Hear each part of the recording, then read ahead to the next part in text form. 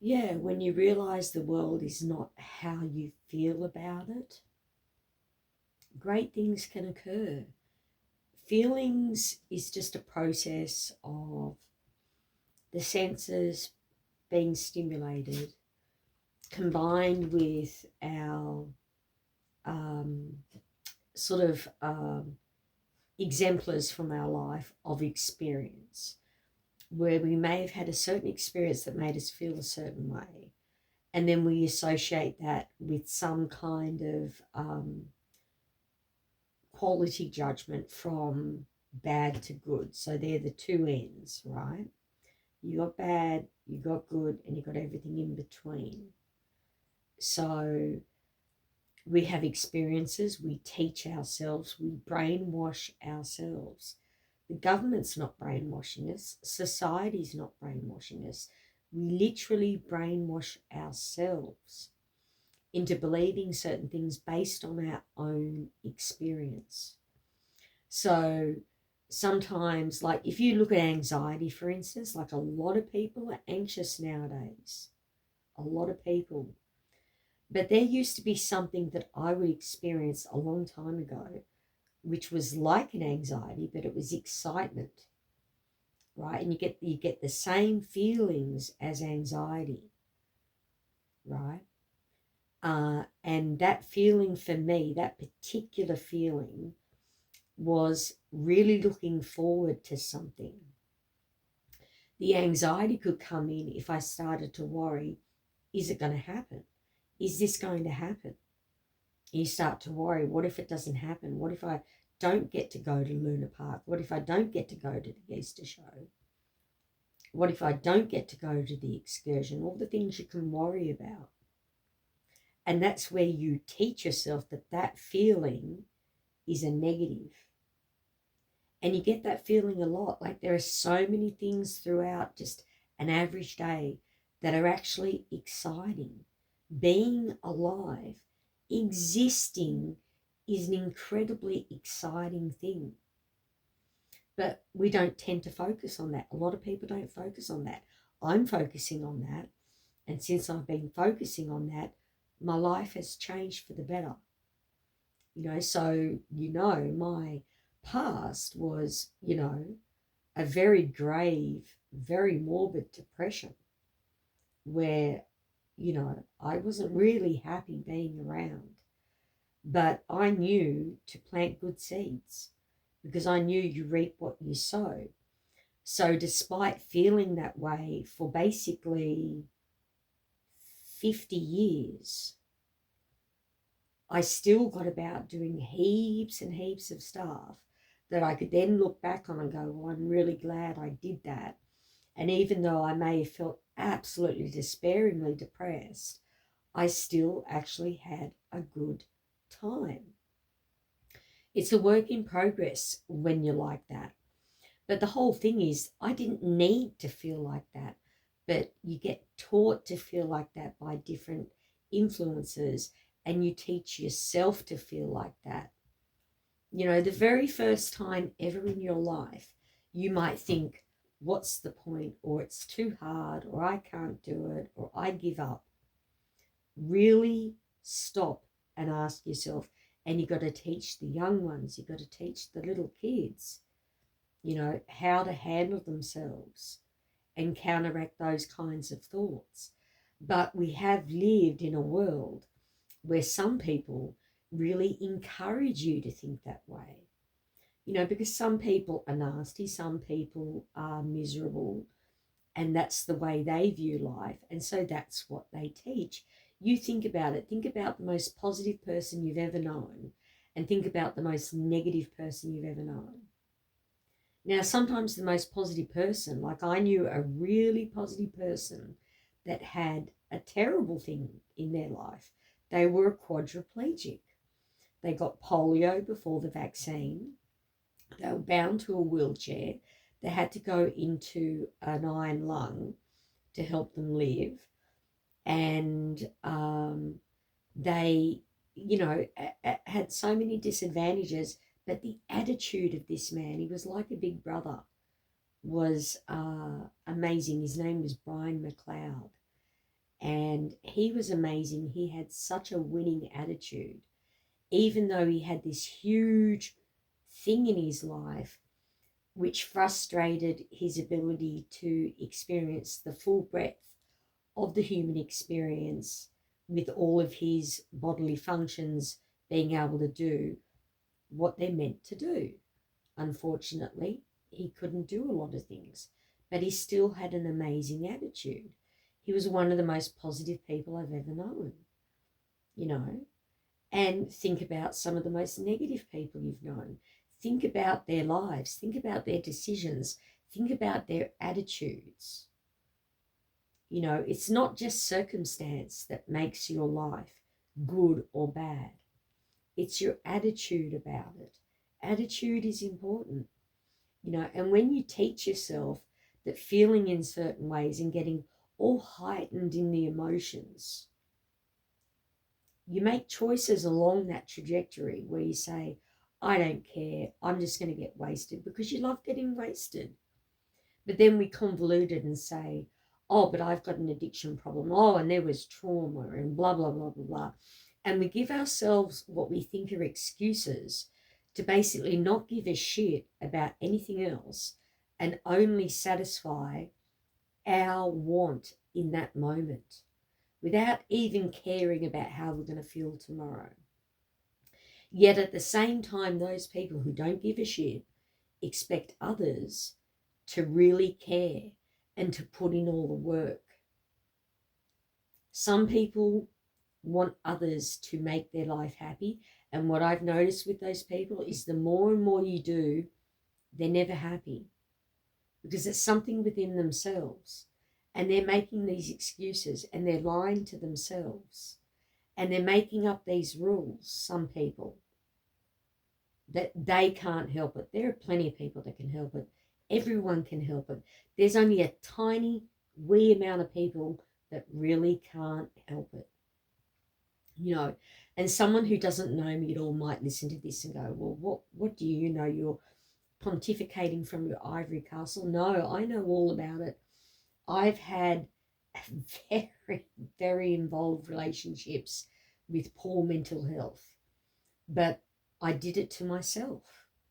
No one did it to me. Yeah, I had trauma, but, you know, I was fine about that until I was near 30. And then I changed my mind and decided to look into different things that killed all the forgiveness and all the hard work and the getting through it. And I unraveled myself and I got into blame and victimhood and all these things, and believing that if something traumatic happens to you, you've got to be affected and have problems for the rest of your life. That's only natural and you can't help it. Like, seriously, there's some really flawed psychological beliefs around trauma. Imagine if we were taught, not fatalistic, not that, where there's some idea of destiny and things happening to you because they're meant to. No. What if we were taught that when really incredibly difficult and bad and hurtful things happen, that's what happened. That doesn't mean you're going to be unhappy even later that day or tomorrow or the next day or a week or a month or a year. It's an isolated event. Then people say, what if it's a reoccurring isolated event, like really abusive parents when you're growing up? You know, that's really hard. That's really hard. Some people have had experience with that, with really abusive parents or someone really abusive in their life, that they're at a point in their life where they don't have the control to be able to mitigate that. That is hard. But what they need to know, and what people need to be taught more often than not, is that things change. And you might be a true victim of things when you're a little kid, you know, even a teenager. But you get to a point where you have more control in your life. And the thing you always have control over from a very early age is how you're going to choose to feel about things. And people say you can't choose how you feel. You just feel how you feel. No, you train yourself how you feel, like the butterflies, like the excitement. People train themselves to feel anxious when they experience those feelings. So what I practice doing to help me out with all of my little machinations of thoughts and feelings is when I would feel a certain way, that I say, oh, I feel sad, or I feel anxious, or I feel depressed, or, even harsher degrees of depression, like really morbid, don't want to say on a YouTube video, don't want to have to put a trigger warning. But what I do is I say, how do I actually feel physically? Like, what do I actually feel? And based on that physical feeling, right? Because we are physical beings in a physical reality. It is everything.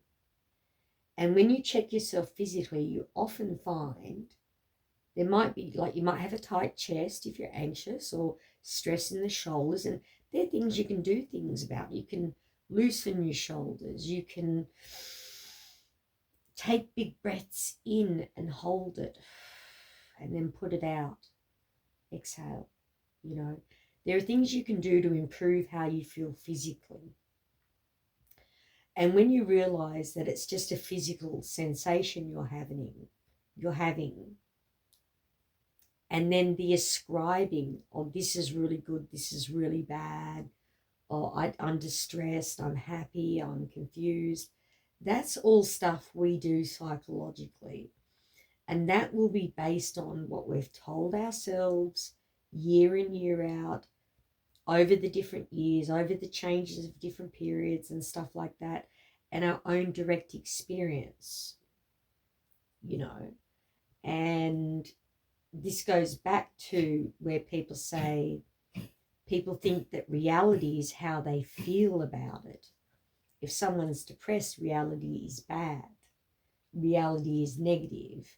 There's so much suffering in the world. When you're depressed, what you will focus on and how you will see things. But the only way you can get out of that is to change yourself. You have to recognize you have conditioned yourself with all of these ideas and these feelings and these responses to physical sensations, and you can control it, and you can get over it. You can really get over it. And what I don't mean get over it when people just say, oh, just get over it. Like, that can be very dismissive. I mean really get over it, like heal, improve, quality of life expanded to the multitudes. It's not that hard. We are taught by some people and some strands in society and by ourselves that it's too hard, it's too difficult, it's complicated, it's convoluted, and all these different things. And every time we tell ourselves that's the way it is, we are making our life harder for ourselves. We're literally making it harder. It's very simple. You take it right down to the very base of what it is. What it is you exist. Why do I exist, people ask? To exist. What does existing involve? Well, for a human, I know for me and for everyone else who's a human, it involves being awake, being asleep, thinking, not thinking, eating, going to the toilet, breathing, moving and being still. That's how basic you can make it. But a lot of people, when you say, well, what does existence involve? I mean, they'll come out with the most involved, difficult, tricky, convoluted kinds of things. Some people will get philosophical, and even that can be tricky. It can be interesting. It's lovely to sit back and philosophize. But you don't want to get lost in all these things. Like, keep it simple. We exist because we exist. We exist to exist. Now, how you want to exist in the reality you find yourself in at the moment is totally up to you, even from a really young age. You know when you're a little kid and you want to have fun, you know to play with one of your toys, or you know to play with a sibling or a friend, or you know to go and engage with one of your parents or a grandparent or an auntie or an uncle or a family friend, or the family pet, or to do some art, or to do some writing, or just to do make believe and run around the house making up your own games. You know that. And it is so simple and straightforward. You know, if you play with your favorite toy, you're going to be happy. So you play with your favorite toy and you make yourself happy. It's so straightforward, you know. And for some reason, we believe, a lot of people, that when you grow up, as you mature, things become more complicated. And it's like, no, part of maturity is realizing how sublimely simple everything is. It is so simple. If you really decide, I want to have a good life, I want to be happier, you will be. If you decide that's what you want for yourself and you mean it, you will have a better life. Your circumstances might not change, but your inner workings, your mind, how you talk to yourself and how you understand the world and what you focus on will change. And then as what you focus on changes and how you understand the world changes, that changes your choices, your decision, future thinking, experiences, and life is better. It's not that hard, you know, and I believe life is getting better. I know there's still problems. I'm not ignorant. I'm not sitting here with rose-tinted glasses on going, oh, there's no problems in the world and everything's fabulous. Of course there's problems at the moment, but not nearly as many as there used to be. Think back hundreds of years ago, thousands of years ago. We've had some really sophisticated civilizations on Earth, and we've had some really depraved civilizations on Earth. I mean, there were civilizations that used to throw their feces out the window, out onto the street. There was a time before Nightingale, I think it was Nightingale, before when bandages and all these instruments to do surgery and everything weren't cleaned. They were just put from person to person to person, and all this unnecessary spreading of disease happened, you know. And, you know, there were times when humanity could be fairly ignorant. And then we learned, and we've learned a lot, and we're learning a lot. And there's so much we know now compared to the past. We don't know all things, and there's still so much to learn. And that's got to be exciting. That should excite you. Well, I shouldn't say should. It should do whatever it's going to do. But at least you could think, wow, the things we don't know yet, and the things when you're observing other people, you think, wow, that person's really ignorant. Think, wow, what can any of us do to improve communication, understanding, education? And I'm not talking about just school and uni, formal education. I'm talking about all education, like even learning how to make a cup of tea. I learned how to make a cup of tea. I used to watch my mum and dad make a cup of tea. Well, mainly my dad. My mum was making coffee. I learned how to do that from observation. You know, and think about that by time, like I'm in my 50s. Think about it. Think about how much you've learned and how much of what you learned is not negative. It's not necessarily even positive. It's just kind of neutral. And then think about that, especially if you're depressed and you're thinking everything's really terrible. Think about how much you know that is seriously neutral or quite good that you've learned, you know. And just an emergency thing, if you're really freaking out, overcome with anxiety or depression or confusion and things like that, some of the best things to do are grounding exercises. So say in this room, I'll show you a little video of it later in this video. You might say, how much blue is in this room? Oh, there's blue on the wall, there's blue on the lamp, there's blue on the lid, there's blue on the pen, there's blue on my papers, there's blue on the pencil, there's blue on my head massager, there's blue on the books. And you go around, and what you're doing is you're engaging your brain your neural pathways and your senses and your perception. And you're not focused on the way that you think you feel, that you've decided you feel. You're focusing on absolute facts. And that has a beautiful way of taking your mind off things. And you can get into that, and you might do it and go, oh, Rachel, hasn't bloody helped. Keep doing it.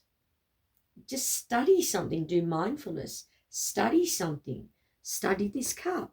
Oh, it's green. As a neutral scientist, it's green. It feels cold. It's got a handle. It's pottery. It's been painted and varnished and put in a kiln. It's got liquid in it. What's the liquid? Leftover coffee topped up with milk. Leftover coffee topped up with milk. And it's cold. You can study it. It's green. It's a lime light green. You can just focus on that, and you keep practicing it. And I guarantee you, one day the day will come where you will really take your mind off this preset, taught, determined by yourself relative to how you feel about all your experiences and reality. You can change. You can move out of that. You don't have to be sunken in the abyss of worry, depression, anxiety, confusion, dystopian nightmare. And that's another thing. The world. There are so many doomsday sort of people that are saying, oh, we're in a dystopian nightmare and things are getting worse and worse and worse and worse and worse. And it's just like, you've got to be kidding. Back in the day, we'd all be plebs. We'd all be starving, homeless. There'd be a king or a queen. Like, it's amazing what life is today. Most people in a lot of areas of the world have a home that is suitable for living hygienically in. Most people today can have things not only that they need, but that they want. Things that they don't even need. You can just want something and think, oh, I want that book, or I want to do some art, or I want a song, or I want a particular blanket. I just bought, I'll show you, I just bought $7.99 these cool furry pajama pants that I do intend on wearing out in public as going out pants. And $7.99, like, that's really affordable. And they're super warm, super luxurious. Like, I feel like a queen, So sometimes, you can use money to benefit you to have an experience that is high quality. But if you haven't got money, there are so many things you can do that don't cost money. And one of the things you can do that immediately does things in your brain to make you feel better, even if it's only for a second. If you have chronic anxiety and even for 1 second you get a reprieve, that's the beginning of a change and a new era. And you just take a deep breath in, try and take it into your stomach, hold it,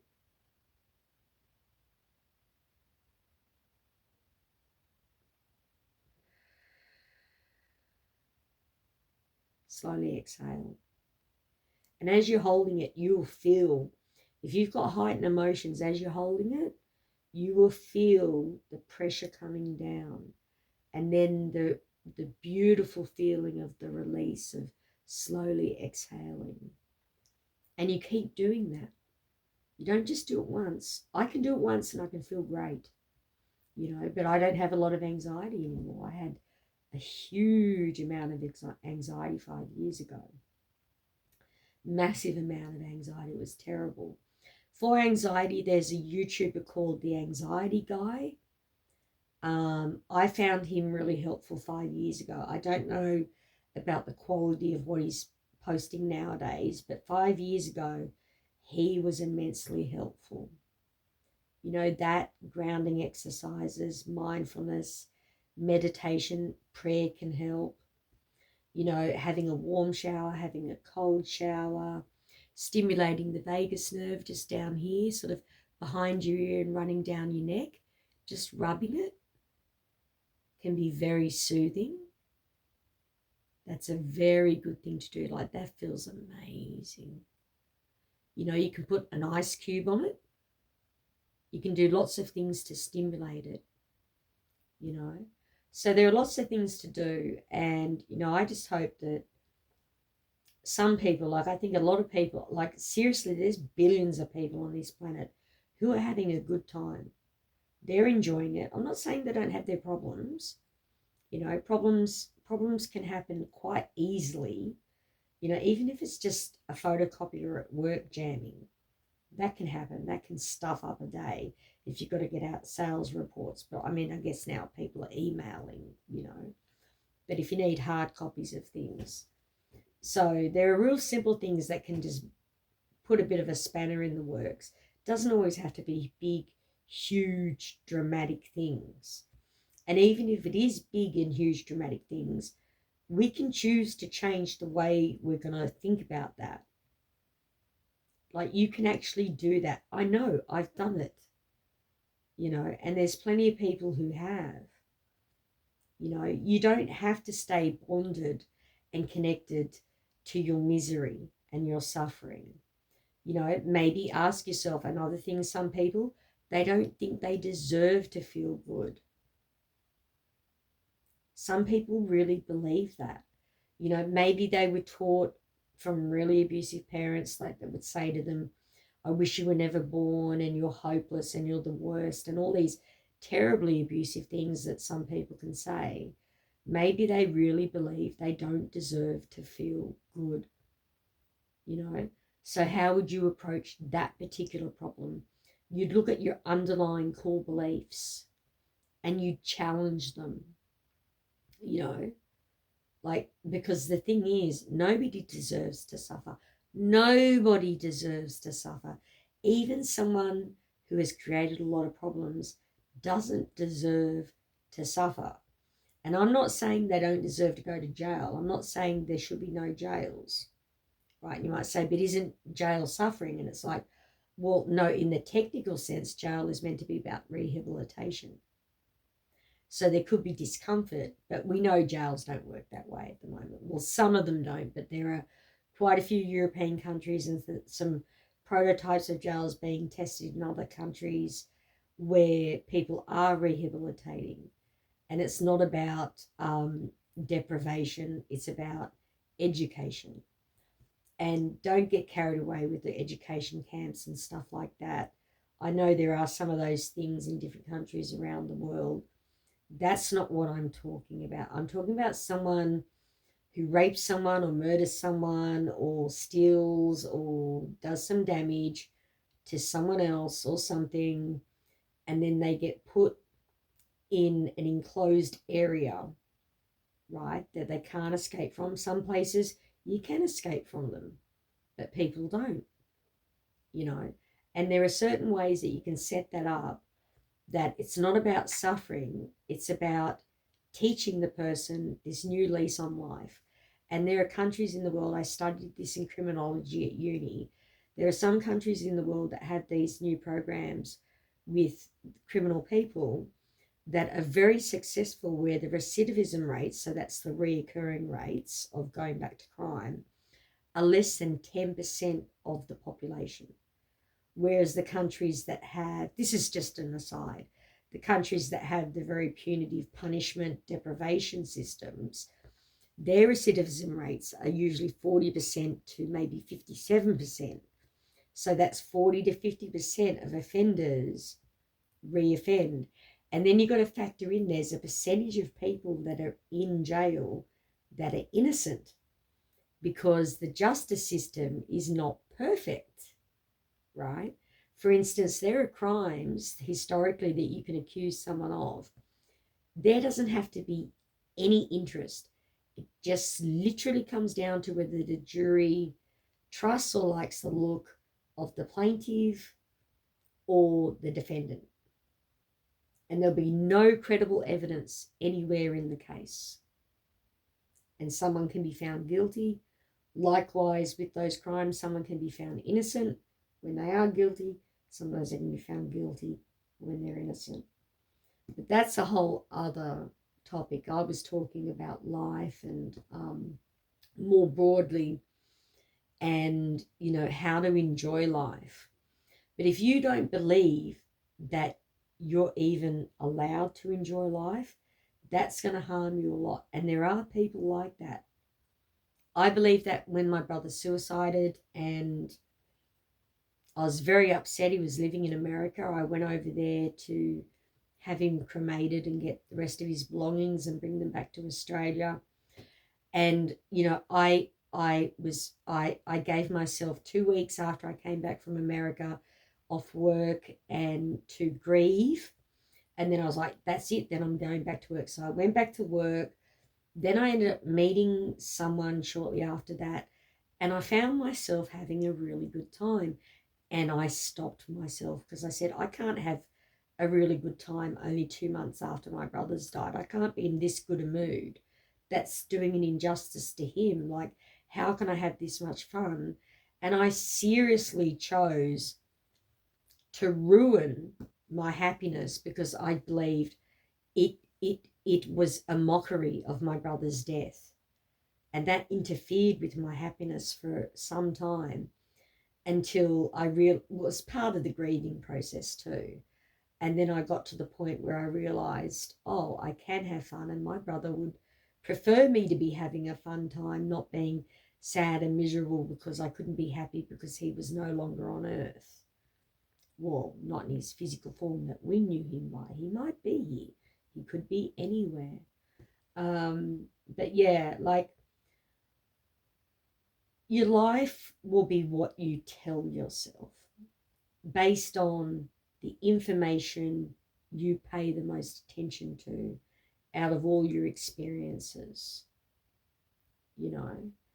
So be wise, be careful, be judicious about what you're going to choose to pay attention to. It doesn't mean you have to cut anyone out of your life. You might have to cut some of your YouTube channels and some of your TikTok accounts and stuff like that. Like, not your account, but the things that you follow. You might have to say, okay, this is not nourishing. This is only makes me feel anxious or only makes me feel very negative. Get rid of it. But some of it's so compelling. I understand some influencers and just different media people, whether that's a single person like me with my own little tiny wee channel, or whether that's someone that's got, on a multinational global corporate media and everything in between. We're all just people. Some people are very compelling, very charismatic, and they can really draw you into what they're saying, and you just got to remember, no matter what, like, even what I'm saying, I'm only saying this relative to my experience and observing other people's experiences and all the things I've tried and all the different ways I've been. But someone else might challenge this and say, look, that is just not true. This is the way it is. And when that happens, we must respect one another and realize that they're just as correct as I am. Neither of us can be wrong in some situations. Both of us or all of us can be correct. It's just that we're all coming from an exactly unique point of view. We're all just little differences between everybody. We're all a little bit different. There can be so many things we have in common, but we're all just a little drop of something unique, and everything is. Like, you do a painting and then you try and paint that again, exactly the same, it'll be a little bit different. You know, even when you're printing something off, you print the first sheet off, the second sheet off, the second sheet will be a little bit different to the first sheet, but it'll be so small that the average person isn't going to notice it. You know, but everything is completely different. Different atoms make up cups. Like, so many cups are the same. You can buy the same mug from a department store. You can get 500 mugs, all the same. They will all be different. They're all different from one another. This cup is made up of atoms that make up this cup.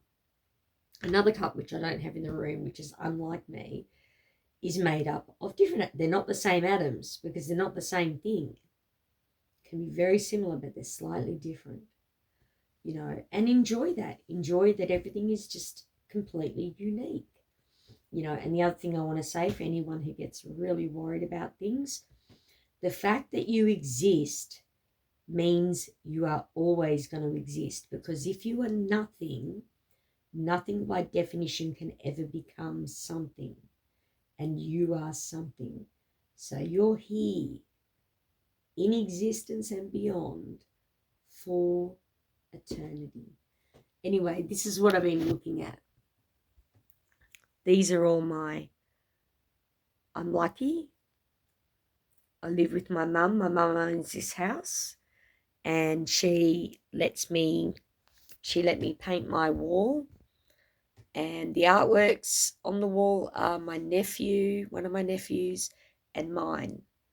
So, yeah, you can do little things that don't cost a lot of money to really enhance your own environment, to make it luxurious. Like, I find this luxurious. It's just a basic room. You know, I used acrylic paint. Didn't cost a lot to paint the wall. You know, these canvases were pretty inexpensive. They're not highfalutin canvases. Oh, my dog's got bronchitis. That's what the coughing is. Yeah. She's on treatment, and I don't smoke in the house. Anyway, but I used to, so that didn't help. That was not good. Anyway, yeah, this is just sort of musings, midnight musings. Just I was having some thoughts to myself, and I thought, well, I'm going to record and document these things and share it. You may think I'm totally full of shit. You may think I'm an idiot. That's okay. If you think that, feel free to tell me. You might think of something based on something I've said. Feel free to share it. All comments are welcome, just not abusive ones. You can tell me you think I'm full of shit.